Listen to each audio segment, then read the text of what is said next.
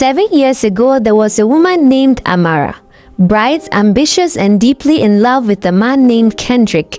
She met him when life had not been kind to him. Kendrick was unemployed, living with his mother-in-law, and clinging to dreams bigger than his circumstances. Most people saw him as burden. Amara saw him as potential. At the time, Amara had just completed nursing school and was offered a nanny contract in London. Her parents disapproved of Kendrick. No job, no stability, no family wealth. But Amara's heart didn't care about any of that. She believed in love. She accepted the London job not to leave him, but to build for their future.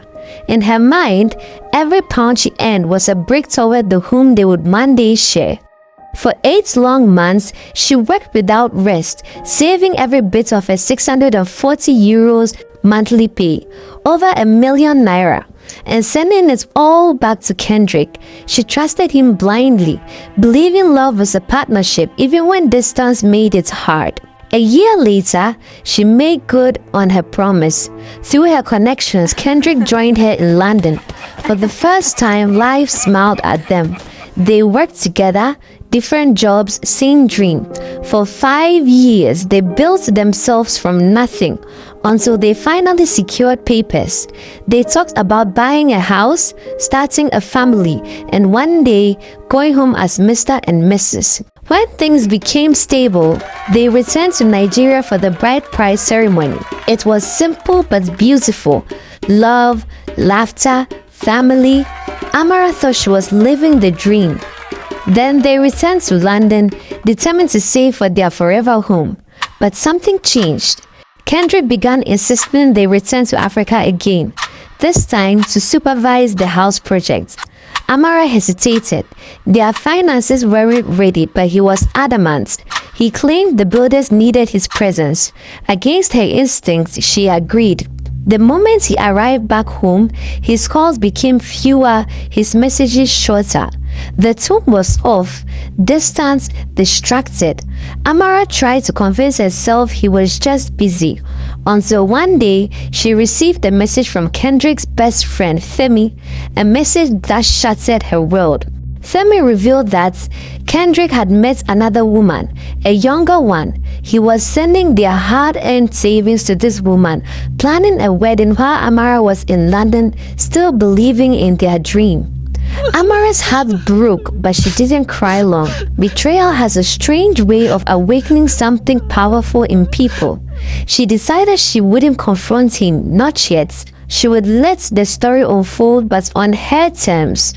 And the first twist, she didn't block Femi. In fact, she drew closer to him.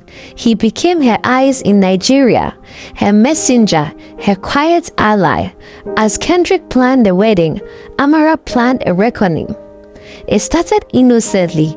Late night calls with Femi about updates, the long conversation about life and betrayal. Before either of them could explain it, comfort turned into connection and connection turned into something more. When Kendrick finally fixed a date for his wedding, Amara booked her flight too.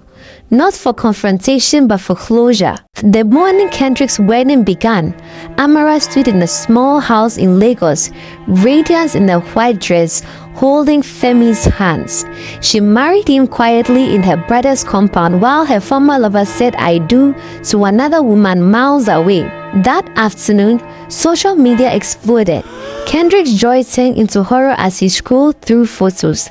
Amara, the woman he betrayed, was now married to his best friend.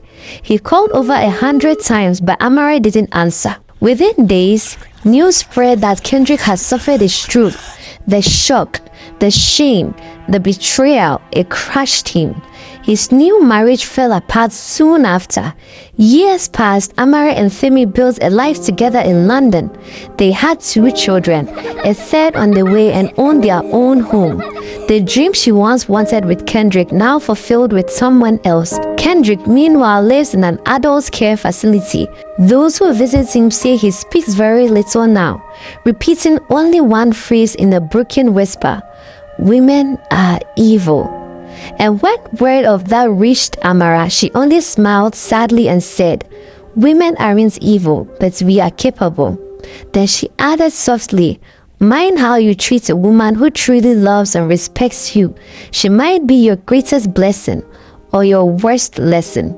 And so, Amara's story became a whispered warning that love can heal, but betrayal can rewrite destiny